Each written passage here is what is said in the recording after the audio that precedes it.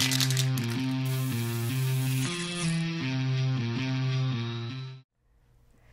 so who are you? I am Kelly Nelson, the Director of Marketing at our Four Seasons Hotel in Palo Alto. And what do you do here? So I am responsible for all top-line revenue into this property. So I oversee sales, marketing, public relations, advertising, and then obviously the social marketing component of the hotel. And that's why we met, right? We met at the Twitter conference We did, last week. yes. And you're the first Twitterer in the chain of the Four Seasons chain, right?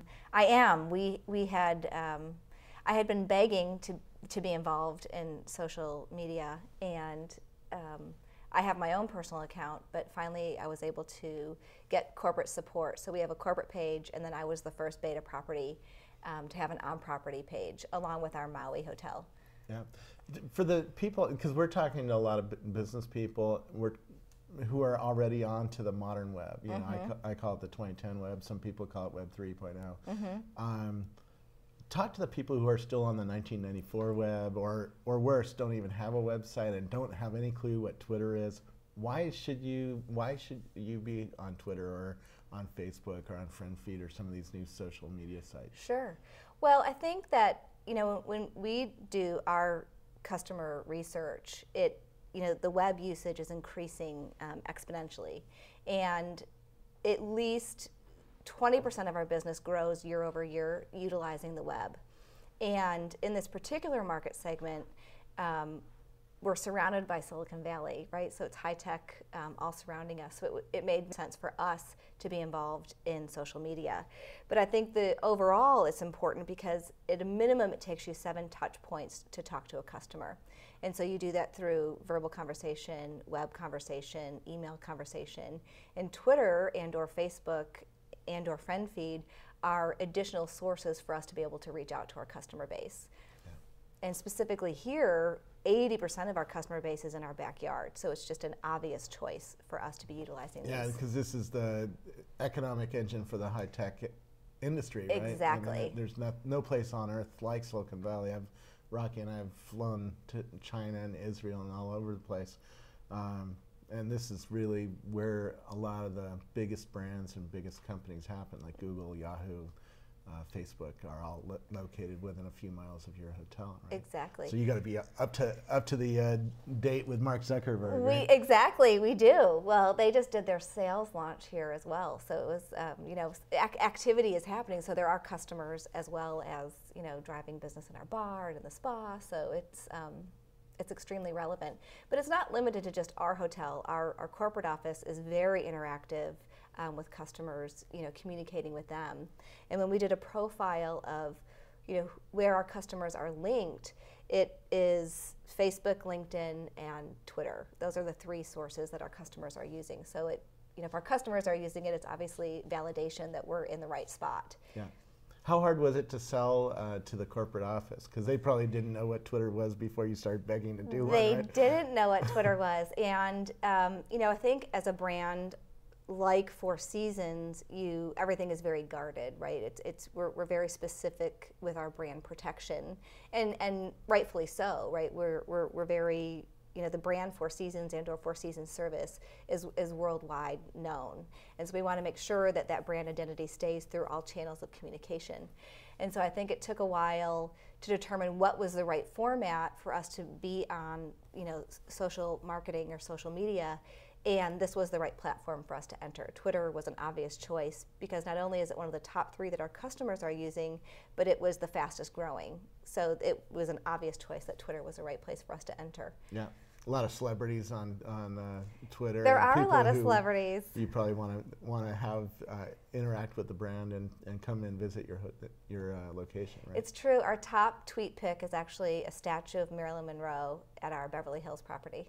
Very cool. Yeah. So what do you try to do with the Twitter account? Tell me a little bit about how many times a day you tweet and how it mixes into your website. Right? Mm-hmm.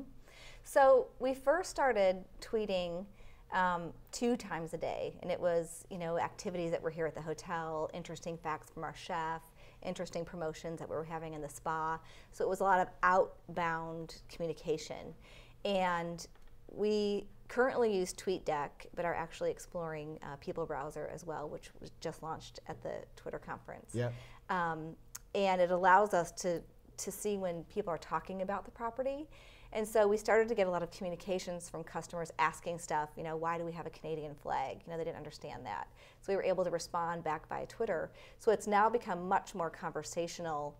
And we're actually going to host a tweet up in the end of June, and we're just becoming more interactive. And it's really to drive communication, whether it be some marketing stuff, right? So you have optimization back to our website, ultimately, is one goal from a marketing perspective. But the other thing is that it's building our community base, right? It's, one of my goals is to make sure that I understand my local market, and this has been the right format and the best format for me to be able to do that. Yeah. What's the story you try to tell when you get on Twitter? Are you trying to push an agenda, or are you just reacting? Or tell me, do you work with staff to try to find stories? Tell me a little bit about how you build a pipeline that goes onto Twitter, I guess. Well, I actually talk to all the staff members. So we have some people who are very interactive on Twitter. So they have several followers already, and they have accounts built up. So they were my first resources in the property to just kind of say, okay, tell me about this, help me understand it, and help me how we could utilize it here on property. Yeah. And then they really had the best ideas for me to communicate out first, right? So, so I have a pretty big food and beverage component. People I have noticed are very interested in the restaurant and the bar. That's of high interest locally. So when I have tidbits from the chef or recipes from the chef or special promotions, that tends to get a very big response locally.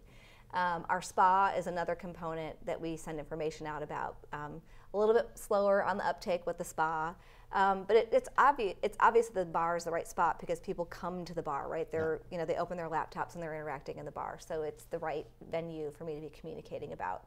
And I think I'm just testing it, right? Testing to see what the community is responding to. But I do get input from all the different employees, and they send me things to tweet, and then I end up tweeting it out. And so at first it was 2 per day, and now it varies. It varies on the form of communication. If I'm retweeting something that's relevant, and I'll tweet statistics that are very relevant. The real-time web, how do you think it's going to change business over the next few years? Particularly, so in the old web, a page about your restaurant or your hotel would be very static and very cold. Mm-hmm. Now you have the addition of people, and you're seeing it where there's 1 or 2 voices usually from a company, or we just visited the Navy, there's 3 voices on an aircraft carrier out of 5,000 people. But we're heading toward a place where we can have interactions with a range of employees across the organization. Mm-hmm. How do you think that's going to change, and what's the danger there? Good question. It's interesting because our strategy is to be very local, right? Yeah. So there is the corporate page, but every property has its local voice, which is how the architecture of the company has been since the beginning. Our property is very Silicon Valley oriented. The architecture matches Silicon Valley. It's the same in Austin, Texas, right? They have rawhide chairs in the lobby. So that architecture or design matches the local culture.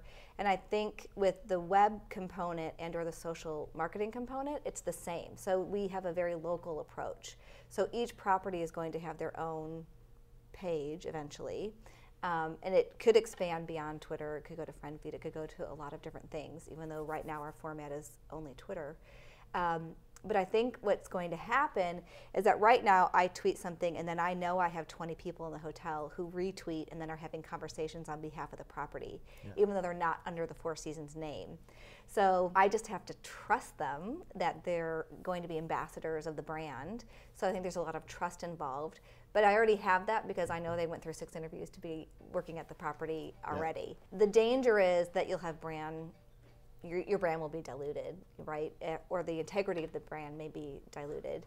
But I think it's unavoidable, right? Yeah. I think that as we progress forward, it's just the nature of how everyone communicates. And there's really no escaping it. Yeah. And at Microsoft, I learned quickly where there were spots where I had to really think out what I was communicating, particularly with customers. Mm-hmm. Because if you say, oh, Dell and Microsoft are doing a deal, that could really mess up Dell and get them angry at you and stuff Absolutely. like that. And you probably have a lot of people here who don't necessarily want to show up on Twitter or may want to show up on Twitter. How do you have policies on when you can talk about customers who are visiting your property and stuff? We do. So in general, we have a complete privacy policy where we don't talk about our customers. So if they're, if somebody is able to view them in the public eye, then that's their viewing them, but we don't talk about them. But I think that if customers are engaging us in this format, then it's already a public format. So then that works because they've already given that acceptance that they're comfortable with it. Yeah, and you see actors or whatever picking, putting up pictures on Twitter from their hotel rooms or whatever and saying this is a great hotel or whatnot. You probably thrive on that. We right? do thrive on that. That's a benefit for us, right? Because Yeah. it gives us better exposure. It's public relations, right? It's unbiased sources that are having positive experiences, hopefully, at our hotels. Yeah. And if they're not having a positive experience, it's an outlet for us to reach out to them. And sometimes it's something we may have never heard about, right? So sometimes people don't always communicate that they've had a bad experience. So it gives us that avenue to reach out to them. Yeah.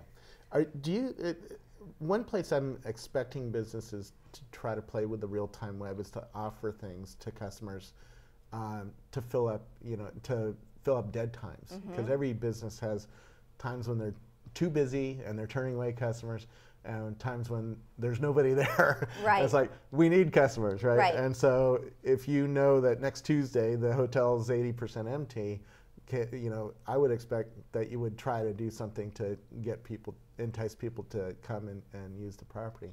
I am. We post events on Facebook right now, even though it's not a Four Seasons page yet, it's my personal page. We'll post events that are happening at the property. It's a tricky thing because if we offer something, it definitely needs to be offered to the public, and that's just a policy that Four Seasons has. Yeah. So if we have a special package that's available, it would be available through many formats, but we would communicate it through Twitter. Mm-hmm. So it's not something that would be specifically available only on that outlet. Yeah. And that's just a brand commitment we have for our travel professionals who are obviously very supportive of our property. Yeah. But it's something that I am exploring because we have wonderful packages. We have weekend rates that are 50% off our published rate during the week. So something like that is something that's a huge value that somebody could take advantage of. And that's company-wide, right? There are values like that we could use this as a format to communicate. But we just had a special, we did a 50% off for the Twitter conference, as an enticement to get people to come. And we had 25 people come to the bar just because we tweeted that out. So it does work, right? And it works in different formats. One other thing I would try to do with a restaurant or a store or something like that would be to use a Twitter account to show when I'm trying to innovate. When I'm like if I was a chef and I come up with a special dish every night, mm-hmm. I would be Twittering that and showing pictures and even doing a little video of here's a quail dish that I'm preparing just for tonight. And if you're here, you'll get it. That's a great idea. And are you thinking about how to use Twitter in that way? I am actually. So Gary Vaynerchuk is somebody who we refer to a lot, and it was probably somebody who inspired me initially. Our general manager is an addict, a Vayniac, as Gary calls them. He actually has all of our food and beverage managers watch the show every day just because he has an innovative approach to reviewing wine and puts it in layman's terms for people who aren't, the highbrow society of wine.